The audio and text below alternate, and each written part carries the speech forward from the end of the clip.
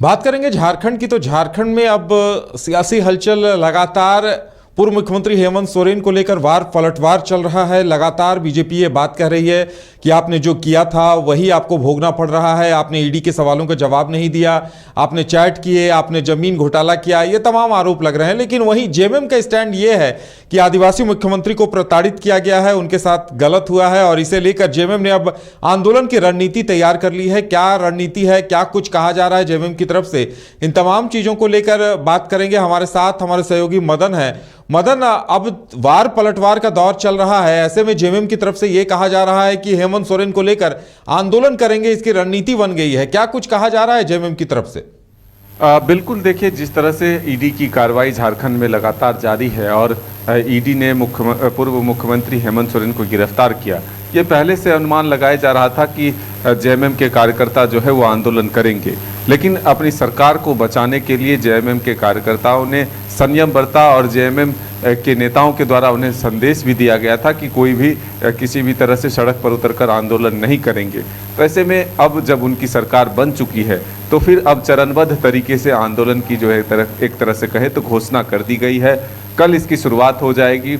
एक तरह से पहले सभी जिलों के मुख्यालय में उपवास रखा जाएगा, फिर उसके बाद न्याय यात्रा निकाली जाएगी। और जेएमएम की कोशिश ये है कि जो ये ईडी की कार्रवाई है उसे गलत बताते हुए बीजेपी पर निशाना साधना है, बीजेपी पर इसका आरोप लगाना है और ये सीधे तौर पर बताना है कि पंचायतों तक लोगों तक ये मैसेज पहुँचे कि बीजेपी के इशारे पर ईडी ने यह कार्रवाई की है। और हमारे जो मुख्यमंत्री थे हेमंत सोरेन, जो कि राज्य के विकास के लिए काम कर रहे थे, गरीबों के हित के लिए काम कर रहे थे, उन्हें फंसाने की कोशिश हुई है। उन्हें जो है एक तरह से नेता जो विपक्ष के होते हैं उन्हें देखना नहीं चाहते। तमाम राज्यों में बीजेपी पर यह आरोप लगा है कि वो विपक्ष की सरकार को अस्थिर करने की कोशिश करते हैं। तो ऐसे में हमारे नेता को भी परेशान करने की कोशिश हुई है। लेकिन अब इसको लेकर के पलटवार भी शुरू हो चुके हैं। बीजेपी की तरफ से जो है एक तरह से जमकर हमला बोला जा रहा है और ये कहा जा रहा है कि हेमंत सोरेन जो हैं वो कोई आंदोलन करके नहीं आए हैं, जो उनके खिलाफ जो है एक तरह से ये प्रताड़ित करने का जो आरोप है सो सही हो और उनके लिए समर्थन में जो है आंदोलन किए जाए। तो अब बीजेपी और जेएमएम जो है आमने सामने है। जेएमएम पर यह आरोप लग रहा है, बीजेपी सीधे तौर पर आरोप लगा रही है कि जब ये मामला न्यायालय में है और इसी महीने के आखिरी में इसकी सुनवाई होनी है तो आखिर इतनी जल्दबाजी क्या है। न्यायालय पर से ही जेएमएम का भरोसा जो है वो उठ चुका है। सुप्रीम कोर्ट से इनको राहत नहीं मिली, हाईकोर्ट जाने के लिए कहा गया। हाईकोर्ट में मामले जो है इसी महीने के आखिरी में 27 फरवरी को इस मामले में सुनवाई होनी है। तो ईडी अपना पक्ष रखेगी, आखिर उनके खिलाफ क्या सबूत हैं, किस आधार पर उनको गिरफ्तार किया गया है या फिर कौन सी ऐसे सबूत हैं जिसके माध्यम से आरोप जो है सच साबित होता है। फिलहाल ये हम कह सकते हैं कि जेएमएम की तरफ से ईडी पर भी आरोप लग रहा है कि ऐसे बेसमेंट में हेमंत सोरेन को रखा जा रहा है जहां की ना अच्छी तरह से वेंटिलेटर है, ना ऑक्सीजन पहुंचता है। एक बंद कमरे में रखने की जो है कोशिश की जा रही है। उन्हें प्रताड़ित करने की, मानसिक और शारीरिक रूप से प्रताड़ित करने की जो है कोशिश की जा रही है। ये आरोप जेएमएम की तरफ से लग रहा है।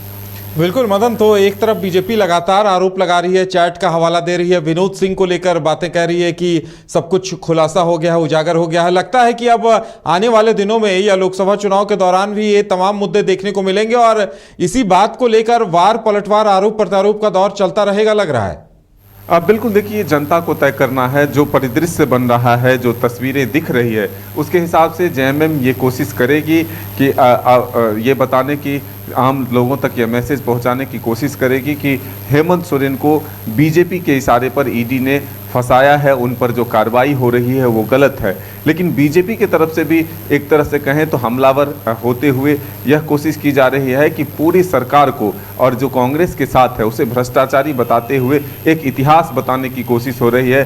30 वर्षों का एक तरह से लेखा जोखा दिया जा रहा है और ये बताने की कोशिश हो रही है कि जब जब कांग्रेस के साथ जेएमएम गई है, सरकार बनाई है, तब तब यहाँ के मुख्यमंत्रियों को जेल का जो है दरवाजा देखना पड़ा है। तो ऐसे में अब बीजेपी के राष्ट्रीय नेता भी झारखंड पहुंचकर सरकार पर हमलावर होती है और ये कहती है कि अभी तो एक मामले खुले हैं, 5 बड़े स्कैम हैं जो झारखंड में हुए हैं।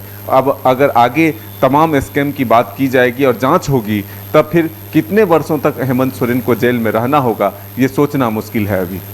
चलिए मदन, हमारे साथ जुड़ने के लिए और तमाम जानकारी देने के लिए आपका बहुत बहुत धन्यवाद। तो जेएमएम ने अब ऐलान कर दिया है कि हेमंत सोरेन को लेकर आंदोलन किया जाएगा और जिस तरह से उन्हें गलत तरीके से रखा गया है, जेएमएम की तरफ से यह आरोप लगाया जा रहा है कि एक बेसमेंट पे, बंद बेसमेंट पे उन्हें रख दिया गया है, जहां ना ढंग से हवा आती है, ना ही उन्हें तमाम सुविधाएं दी गई हैं। तो देखने वाली बात यह होगी कि ईडी की तरफ से इसे लेकर क्या प्रतिक्रिया आती है, और ये जो आंदोलन अब हेमंत सोरेन को लेकर जेएमएम करेगी कि हेमंत सोरेन के साथ गलत हुआ है, उन्हें प्रताड़ित किया गया है, तो जनता का कितना साथ मिलता है, ये भी देखने वाली बात होगी।